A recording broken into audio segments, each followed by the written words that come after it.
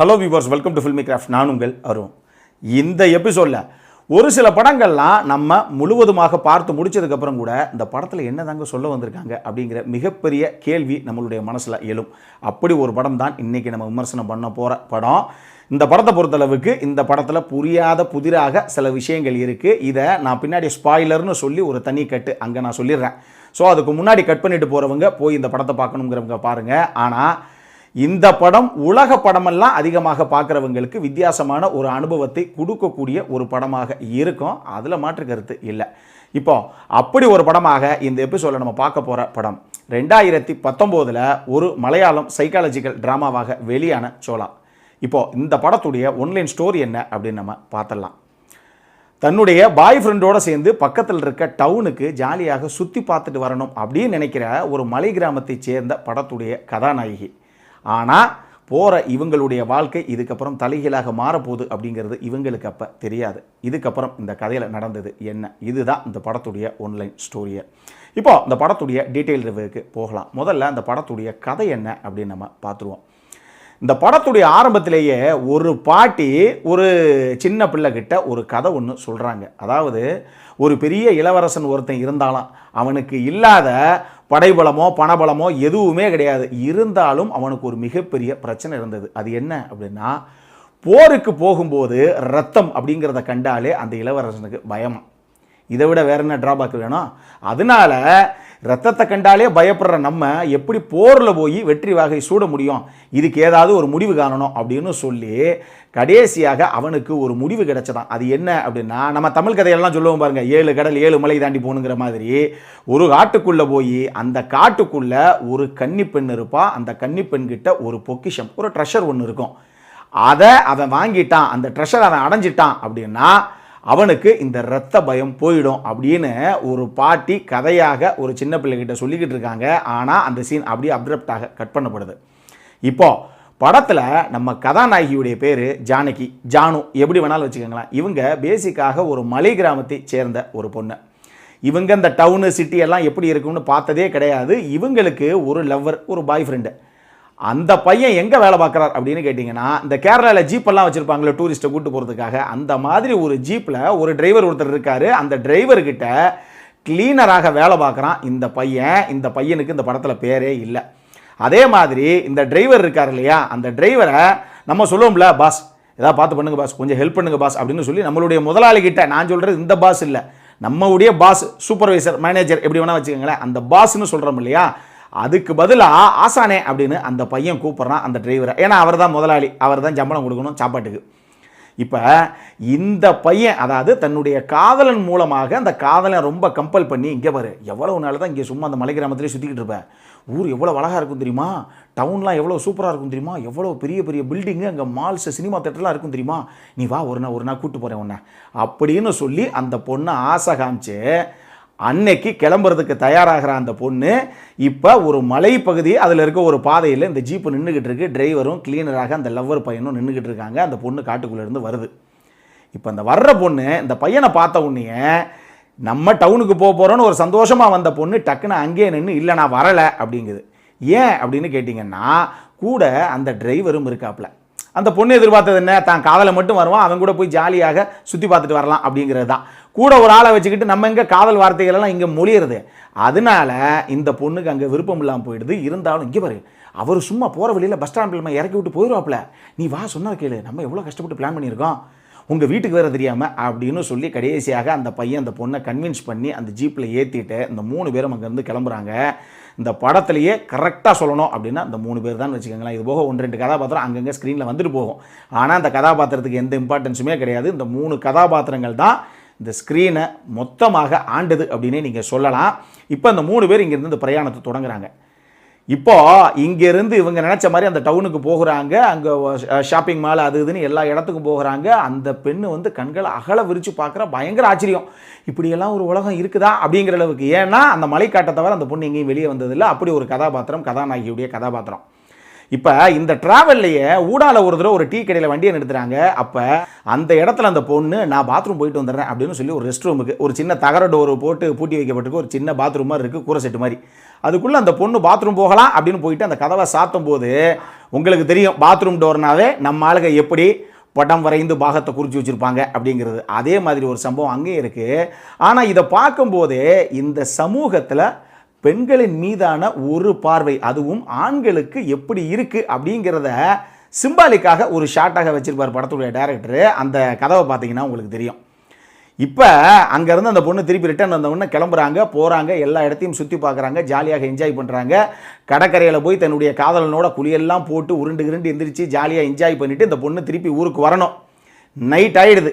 இப்போ திருப்பி போகலாங்கும்போது நேராக அந்த ஆசான் இருக்கார்ல, யார் பாஸு, அந்த டிரைவர், அவர் நேராக கொண்டு போய் ஒரு லாட்ஜில் வண்டியை ஓரம் கட்டுறாரு. ஆனால் இதுக்கப்புறம் இவங்களுடைய வாழ்க்கையே தலைகீழாக மாறப்போகுது அப்படிங்கிறது கதாநாயகிக்கு அப்போ தெரியாது. இதுக்கப்புறம் இந்த கதையில் நடந்த சம்பவங்கள் தான் இந்த படத்துடைய மொத்த கதையை. இந்த படத்தை பொறுத்தளவுக்கு எனக்கு ரொம்ப ரொம்ப பிடிச்ச விஷயங்கள் என்ன அப்படின்னா, யார் இந்த படம் பார்த்தாலும் நிச்சயமாக முதல்ல நீங்கள் பிடிக்குது அப்படின்னு சொல்கிற விஷயம் அஜித்துடைய சினிமாட்டோகிராஃபி தான். அட்டகாசம் பண்ணியிருந்தார். இந்த படம் ஒன்றுமே ஒரு ஃப்ரேமுமே கண்ணுக்கு அவ்வளவு அழகான ஒரு ஃப்ரேமாக இருக்கும், அவ்வளவு குளிர்ச்சியான ஃப்ரேமாக இருக்கும். காரணம் என்னன்னா, இந்த படத்தில் தண்ணீர் அப்படிங்கிறத ஒரு முக்கியமான கதாபாத்திரமாகவே சித்தரிச்சிருக்காங்களோ அப்படின்னு எனக்கு ஒரு ஃபீல். இந்த கதையை ஆரம்பிக்கும் போதிலிருந்து மழை பெய்யும், பின்னாடி செகண்ட் ஹாஃப் ஃபுல்லாக அந்த மழை அப்படிங்கிறது ஒரு பக்கம் இருக்குதோ இல்லையோ, ஆனால் அருவி நீர்னு அதை சார்ந்த விஷயமாகவே இந்த கதைக்களம் நகரும். ஸோ இந்த படம் அந்தளவுக்கு லைவாக இருக்கும். பார்க்குறதுக்கு அந்த இடத்துலேயே நீங்கள் போயிட்டு அங்கேயே ஒரு 2 மணி நேரம் உட்காந்துட்டு வந்த ஒரு ஃபீலை இந்த படம் நிச்சயமாக கொடுக்கும். வீட்டில் பெரிய ஸ்க்ரீன் இருந்து ஹோம் தியேட்டர்லாம் போட்டு பார்த்தீங்க அப்படின்னா கண்டிப்பாக இதை உங்களால் முழுமையாக அனுபவிக்க முடியும். இதை இந்த அளவுக்கு நம்ம அனுபவிக்க முடிஞ்சதுக்கு இன்னொரு மிகப்பெரிய காரணம் என்ன அப்படின்னா, இந்த படத்துடைய சவுண்ட் டிசைனிங் ஒர்க்கு. எனக்கு தெரிஞ்சு இது ஒரு லைவ் சவுண்ட் ரெக்கார்டிங் நினைக்கிறேன். அந்த அளவுக்கு இவங்க பின்னாடியெல்லாம் சவுண்டை மிக்ஸ் பண்ணாங்களா இல்லை அங்கேயே லைவாக அங்கேயே வந்து ரெக்கார்ட் பண்ணப்பட்டதா அப்படிங்கிற அளவுக்கு அவ்வளவு தரமாக உட்காந்துருக்கு. ஒரு சின்ன விஷயங்களும் நான் சொன்ன மாதிரி அந்த மழை பெய்யறதுலேருந்து, அந்த ஆறு ஓடுறதுலேருந்து, அந்த அருவி ஊற்றுறதுலேருந்து ஒரு விஷயங்களுமே அவ்வளவு தரமாக பண்ணியிருக்காங்க. அவ்வளவு சூப்பராக இருக்குது இந்த படத்துடைய சவுண்ட் டிசைனிங் டிபார்ட்மெண்ட்டுடைய கான்ட்ரிபியூஷனுமே. இதை தாண்டி இந்த படத்தில் 3 பேருடைய பர்ஃபார்மன்ஸ், நான் சொன்ன மாதிரி எத்தனை கதாபாத்திரங்கள் அங்கங்கே பேருக்கு தெரிஞ்சால் கூட 3 பேர் தான் மெயின் இந்த படத்தில். இந்த 3 பேர் யார் அப்படின்னு பார்த்தீங்கன்னா, ஒன்று ஜோஜோ ஜார்ஜ், இன்னொன்று நிமிஷா சஜியன், 3வது அகில் விஸ்வநாத். இந்த 3 பேருடைய பர்ஃபார்மன்ஸு இந்த படத்திற்கு நிச்சயமாக மிகப்பெரிய பலம். அடல் கான்டென்ட்டை பொறுத்தளவுக்கு இந்த படத்தில் அடல் கான்டென்ட் இருக்குது. இது மெச்சூர்ட் அடல்ட்ஸுக்கான படம் மட்டுமே. குழந்தைங்களுக்கு, இந்த டீனேஜ் பசங்களுக்கெல்லாம் அந்த படத்துக்கு சம்பந்தம் கிடையாது. அதனால் அவங்க தவிர்க்கிறது நல்லது. மெச்சூர்ட் அடல்ட்ஸ் மட்டும் பார்க்குறவங்க பார்த்து மகிழலாம். இந்த படம் அமேசான் பிரைமில் உங்களுக்கு சப்டைட்டிலோடு அவைலபிளாக இருக்குது. பார்க்குறவங்க பாருங்கள்.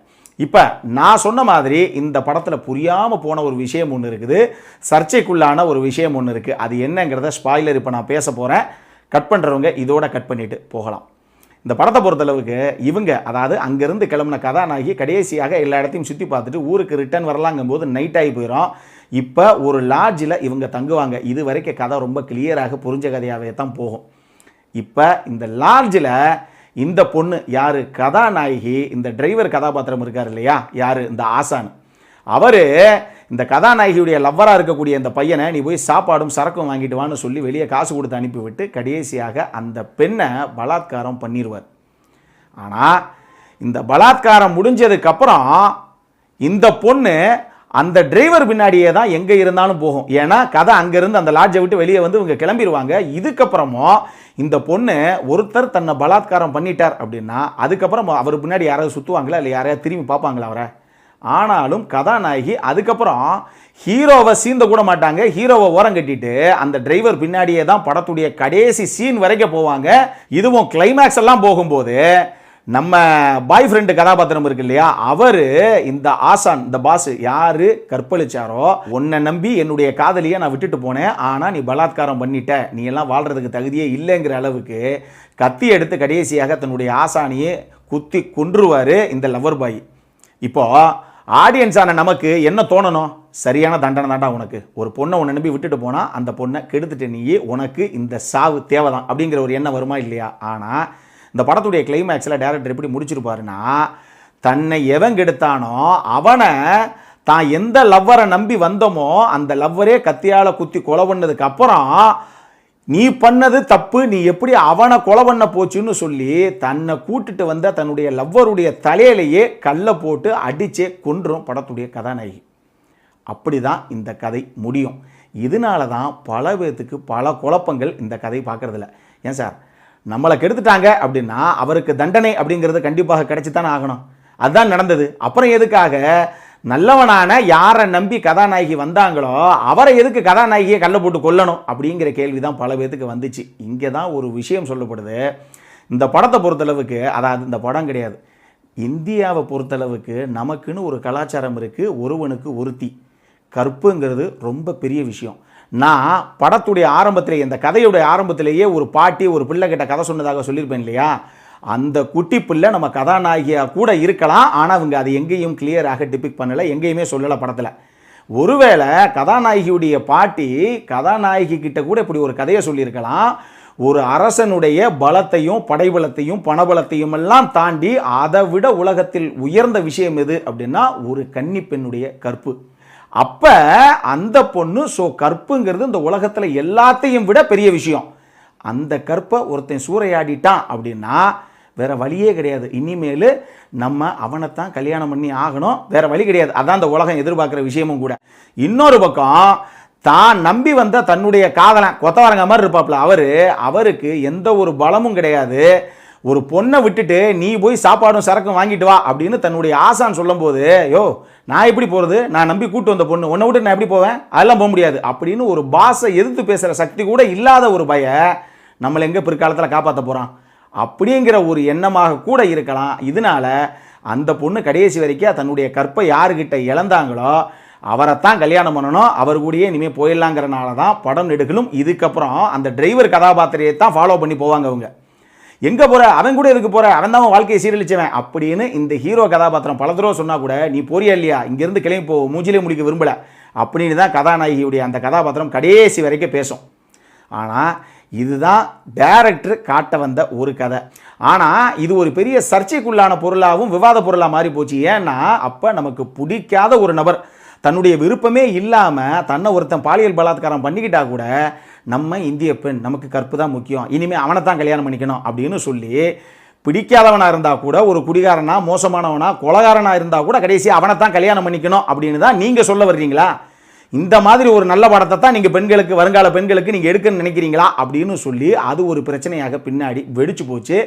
ஆனால் படத்துடைய கதை என்னவோ இவ்வளவு தான். இந்த படத்தை நீங்கள் பாருங்கள், உங்களுக்கு இந்த புரிதல் இருந்ததா இல்லை உங்களுக்கு வேறு விதமான புரிதல் இருக்கா அப்படிங்கிறத கீழே இருக்க கமெண்ட் செக்ஷனில் நீங்கள் தெரிவிங்க.